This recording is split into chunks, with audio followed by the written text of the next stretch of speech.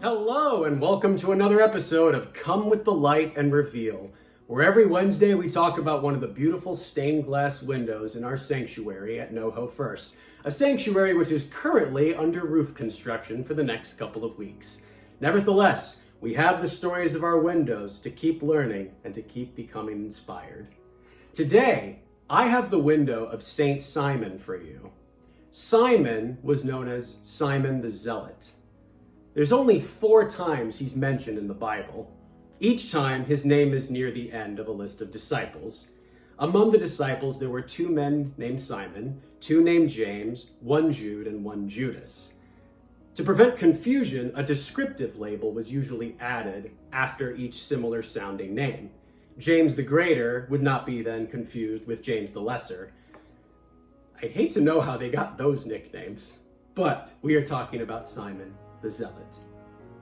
Now, Simon is described as the Canaanite in the book of Matthew and the book of Mark. A Canaanite would be someone that came from Cana. Luke twice describes Simon as Simon the Zealot. The Zealots were a group dedicated to the violent overthrow of the Roman government. It's easy to understand how the same man could be from Cana and be a zealot, both. It's less easy to understand why Jesus would invite a potential assassin to be one of those closest to him. The Bible adds nothing to help with our understanding. However, there is no record of Simon saying or doing anything, so I guess there was no Simon says, as it were. I'll go ahead and hit myself. However, Jesus sent out Simon the Zealot and the other disciples with authority to cast out evil spirits. Freely you have received, freely you must give, Jesus said. Jesus must have known that Simon's heart had turned from murder to love.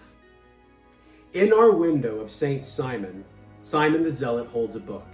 This is a common symbol of someone who would follow the teachings of Jesus and spread them. The symbol is composed of 2 familiar images.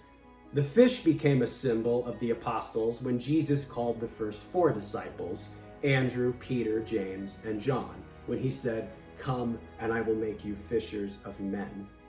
There is no record that Simon the Zealot was a fisherman, but there is no reason why a man from Cana, who was a secret member of the Zealots, could not also be a fisherman. To complete the symbol that identifies Simon the Zealot, the fish lies on top of a book, which itself is the symbol of an apostle dedicated to spreading the good news. This window of Saint Simon was dedicated in honor of Darwin Rinkenberger by his family and the church.